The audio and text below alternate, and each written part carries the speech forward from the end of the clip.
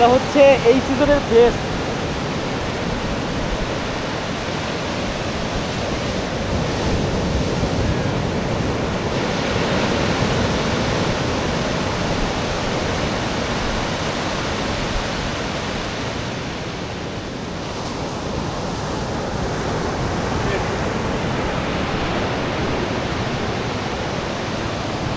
এই মামা এগুলো কত করে?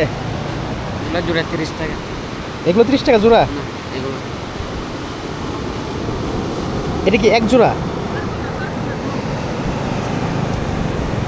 নেবেন নাকি?